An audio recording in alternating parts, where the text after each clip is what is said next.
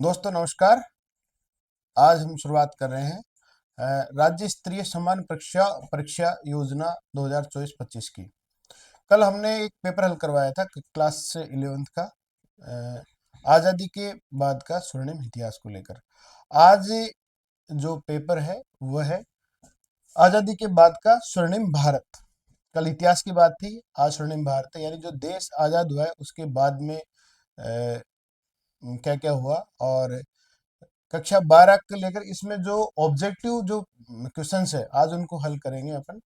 और ये कल जो एग्जाम होने वाली है क्लास 12 के लिए, अर्धवार्षिक एग्जाम, उसके लिए डिटेल से नहीं, पर जो जितने भी जो पाठ्य पुस्तक थी आपके क्लास 12 में, ये देखिए इसमें इसके, तो इसके जो टोटल ऑब्जेक्टिव क्वेश्चंस है वो हमने हल करवाए हैं। और हम थोड़ा सा स्पीड से उनका विश्लेषण करके उनका आंसर आपको बताएंगे, ताकि आप एक बार पूर्ण 20-25 मिनट में इस वीडियो को देखेंगे तो आपके पूरे क्वेश्चन हल हो जाएंगे। ठीक है साथियों, एक एक क्वेश्चन को हम लेते हैं।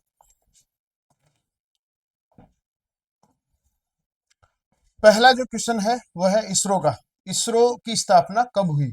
तो साथियों इसमें जो आंसर है वह है 1969। ये है इसरो की स्थापना। जो हमारा अंतरिक्ष परियोजनाओं को जो चलाते हैं उसमें इसरो की स्थापना 1969 में। भारत के प्रथम कृत्रिम उपग्रह यानी आर्यभट्ट का जो प्रक्षेपण कब किया गया? तो उसमें जो आंसर है वो है 1975। आपको ध्यान में रखते जाना है एक एक क्वेश्चन को। बांग्लादेश कब अस्तित्व में आया? तो साथियों आपको पता है जैसा कि इंदिरा गांधी के समय 1971 में बांग्लादेश का अस्तित्व में आया। उसके बाद में शांति, मैत्रीय और असहयोग हेतु भारत सोवियत संधि पर हस्ताक्षर कब किए गए? तो इसमें जो आंसर है वह है 9 अगस्त 1971। उसके बाद में है भारतीय परमाणु ऊर्जा कार्यक्रम के जो जनक थे, जनक किसे कहा जाता है? तो उसमें है डॉक्टर होमी जागिर बाबा। इसमें जो छठा क्वेश्चन है वह है भारत ने प्रथम भूमिगत परमाणु परीक्षण कब किया गया? तो साथियों ये जो परमाणु परीक्षण था ये था 18 मई 1974 में किया गया। तो इसमें आंसर बैक करेक्ट हो जाएगा। PL 480 किस देश में बना कानून है? तो इसमें आंसर है से अमेरिका है। भारत में हरित क्रांति का श्रेय किस वैज्ञानिक को जाता है? तो इसमें है डॉक्टर MS स्वामीनाथन। ठीक है। हरित क्रांति के फलस्वरूप किस फसल की पैदावार सर्वाधिक बढ़ी? साथियों जैसा कि आपको पता है कि उत्तर भारत में गेहूं की जो फसल है उसकी जो पैदावार थी वो सर्वाधिक इसमें बढ़ी। और आनंद गुजरात में राष्ट्रीय डेयरी विकास बोर्ड की स्थापना कब की गई? तो ये है 1965। आगे चलते हैं तो इसमें जो 11वां जो क्वेश्चन है वह है milk man of India. Milk man of India के नाम से कौन विख्यात है? जिन्होंने श्वेत क्रांति के जनक भी कहते हैं, डॉक्टर वर्गीस कुरियन। ठीक है। 2017-18 में भारत में दूध के प्रति उपलब्धता प्रतिदिन कितनी रही? तो इसमें आएगा 374 ग्राम। 1 जनवरी 1949 को किस बैंक का राष्ट्रीयकरण किया गया? तो साथियों इसमें आएगा reserve bank of India. Sorry, RBI, reserve bank of India. इसकी स्थापना हुई थी 1935 में और इसका जो राष्ट्रीयकरण हुआ वो हुआ 1949 को। उसके बाद में जो सबसे बड़ा जो कदम था राष्ट्रीयकरण का वो 14 बैंकों का राष्ट्रीयकरण किया गया। तो ये किया गया आपका 19 जुलाई 1969 को। इसमें SBI भी शामिल था और कई बैंक थे। प्रिवी पर्स को किस संविधान संशोधन अधिनियम के द्वारा सदा के लिए समाप्त कर दिया गया? तो इसमें आएगा 26वां जो संविधान संशोधन था उसके लिए इसको हमेशा के लिए समाप्त कर दिया गया। ये राजा महाराजाओं से संबंधित था। उसके बाद में दल बदल विरोधी कानून का संबंध किस संविधान संशोधन के अधिनियम के तहत किया गया? तो इसमें 61वां जो संविधान संशोधन था, एक मिनट 42वां संविधान संशोधन 1976। दल बदल, ये है आपकी जो 10वीं अनुसूची थी, 52। ठीक है, एक मिनट, इसमें 52वां संविधान संशोधन 1985, और ये है 10वीं अनुसूची के तहत ये कानून बनाया गया। ठीक है, दल बदल विरोधी कानून का मतलब है कि कई जो नेता थे अपने हितों को लेकर किसी पार्टी में दूसरी पार्टी में मंत्री बन जाते थे और चुनाव अलग पार्टी से लड़ते थे, इसके लिए इन्होंने कानून बनाया दल बदल का कानून। 1989 को 61वें संविधान संशोधन अधिनियम 1988 में वोट देने की न्यूनतम आयु निर्धारित की गई। पहले ये 21 थी, इसको घटाकर ये कर दी गई 18। ठीक है, शिक्षा को समवर्ती सूची, शिक्षा को समवर्ती सूची में किस संविधान संशोधन अधिनियम के अंतर्गत शामिल किया गया? तो ये है 42वां संविधान संशोधन 1976। इंदिरा गांधी राष्ट्रीय खुला विश्वविद्यालय यानी इग्नू की जो स्थापना थी वो की गई 1985 में। भारत में सूचना क्रांति के अग्रदूत किन्हें कहा जाता है? तो इसमें आएगा सैम पित्रोदा को। ये क्वेश्चन बहुत अच्छा क्वेश्चन है, कई बार आया हुआ है। ट्राई यानी कि भारतीय दूरसंचार विनियामक प्राधिकरण, telecom regulatory authority of India, यानी जो आपकी टेलीकॉम कंपनियां हैं, एयरटेल है, जियो है, बीएसएनएल है, जो भी है आइडिया वगैरह, तो उनको नियामक यानी उनको रेगुलेट करने का जो काम करती है वो ट्राई करती है, और इसकी स्थापना कब हुई? 1997 में। तो ये आपको ध्यान में रखना है। साथियों आगे चलते हैं। महात्मा गांधी राष्ट्रीय ग्रामीण रोजगार जो गारंटी अधिनियम है, अ, अधिनियम कब बना? तो ये है आपका 2005 में। सूचना का अधिकार अधिनियम 2005 जम्मू कश्मीर को छोड़कर पूरे देश में लागू किया गया। तो ये किया गया 15 जून 2005 को। जो आरटीआई यानी जो सूचना आप मांग सकते हैं किसी के भी बारे में, तो ये पूरे देश में लागू किया गया जम्मू कश्मीर को छोड़कर। और अभी जब 370 जो हटा है तो उसमें इसको अपन लागू कर सकते हैं 15 जून 2005 को। किसी व्यक्ति के जीवन और स्वतंत्रता से संबंधित सूचना कितनी अवधि में देनी होती है? तो साथियों इसमें आएगा आपको 48 घंटे। किस संविधान संशोधन के तहत भारतीय संसद द्वारा शिक्षा के अधिकार को व्यक्ति के मूल अधिकार के रूप में सम्मिलित किया गया? तो इसमें है 86 संविधान संशोधन 2002। और इस 2002 के तहत में शिक्षा का जो अधिकार था उसको भारतीय संविधान के किस अनुच्छेद में शामिल किया गया? तो ये है अनुच्छेद 21 के। और अगर अपन बात करते हैं मूल कर्तव्य की, तो मूल कर्तव्य में 51 के तहत जोड़ा गया, और मूल अधिकार में अनुच्छेद 21 के तहत जोड़ा गया।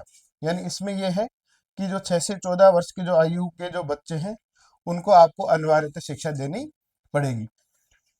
अब आगे चलते हैं। भारत में भूमि सुधारों में कौन सा सुधार संस्थागत सुधार की श्रेणी में शामिल नहीं किया गया है? तो इसमें आएगा साथियों भूमि की हद बंदी। विनोबा भावे भूदान आंदोलन में पहला जो भूमिदान किस राज्य में हुआ? तो वो हुआ आंध्र प्रदेश में। और निर्धनता उन्मूलन का एक सर्वोपरि कार्यक्रम माना गया है, तो वह है IRDP।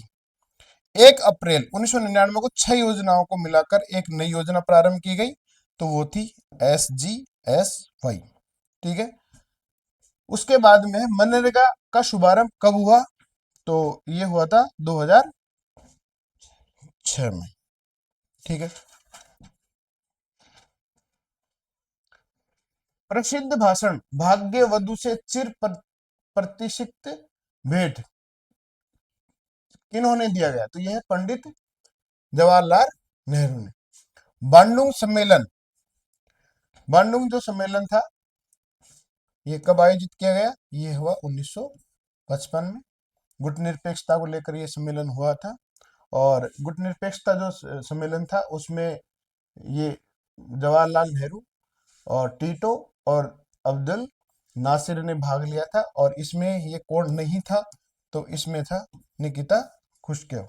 ठीक है, किस अनुच्छेद के अंतर्गत जम्मू कश्मीर का विशेष दर्जा प्राप्त था? तो ये था अनुच्छेद 370, जो अभी बाद में इसको हटा दिया गया है।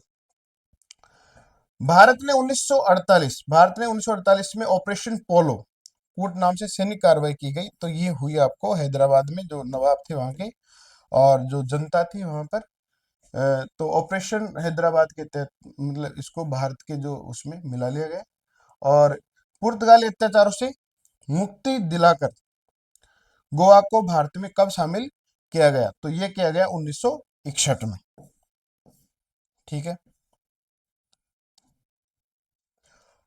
आगे चलते हैं। भारत और भूटान संधि कब हुई? तो ये हुई 1949 को। और शांति मित्रता की भारत और अ, नेपाल की जो संधि थी ये हुई 1900, एक मिनट, भारत शांति और मित्रता की इसमें है भारत नेपाल संधि में 1950। और पाक जलडमरू मध्य किन देशों के अ, देशों में को पृथक करता है? तो साथियों ये जो है यहाँ पे है भारत और श्रीलंका के मध्य है पाक स्टेट। और भंडार नाइक के शास्त्री समझौता ये हुआ था 1964 में। लाल बहादुर शास्त्री और भंडार के जो श्रीलंका के थे इनके बीच में हुआ, तो 1964 को हुआ ये। कच्छ द्वीप टापू किन देशों के मध्य है? तो आप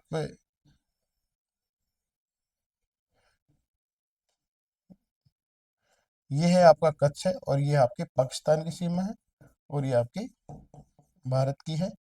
तो ये है आपका भारत और पाकिस्तान से संबंधित। ठीक है, उसके बाद में है डिएगो गार्सिया।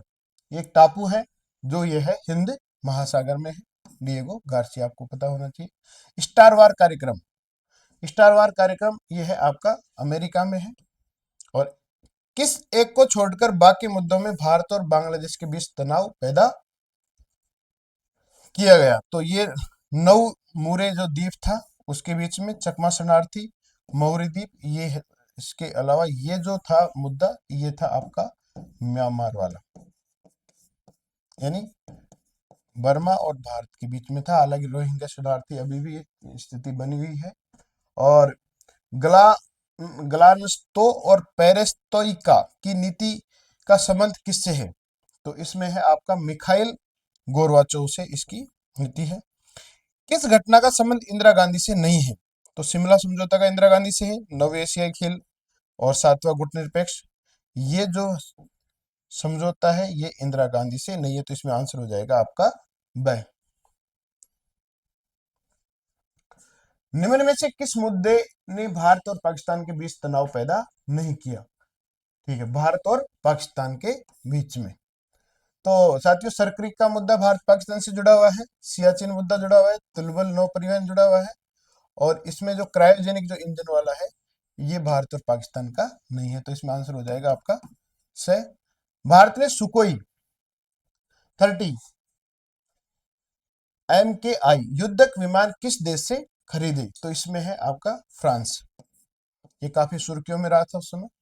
दिल्ली और लाहौर बस सेवा का आधिकारिक नाम क्या था? तो इसमें है सदा ए सरहद। दक्षेस यानी सार्क का सचिवालय कहाँ पर है? तो इसका आंसर हो जाएगा आपका काठमांडू। ये दक्षिणी एशियाई जो देश है उनका एक संगठन है सार्क। और उनका जो जो सचिवालय है वह है काठमांडू में है। एक 123 समझौता एग्रीमेंट का संबंध किस देश से है?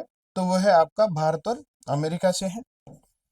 मेक मोहन रेखा, मेक मोहन जो रेखा है तो वह है भारत और चीन से है। भारत और पाकिस्तान के बीच में रेड क्लिफ है और इसके बीच में ये डूरंड है, इसका पता नहीं है।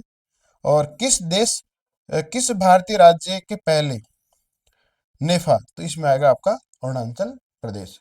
तो साथियों इसी के प्रकार जो ऑब्जेक्टिव क्वेश्चन है ये समाप्त हो गए। आप कल जो एग्जाम है उसमें एक बार आप देख के जाएंगे तो आपको काफी अच्छा लगेगा।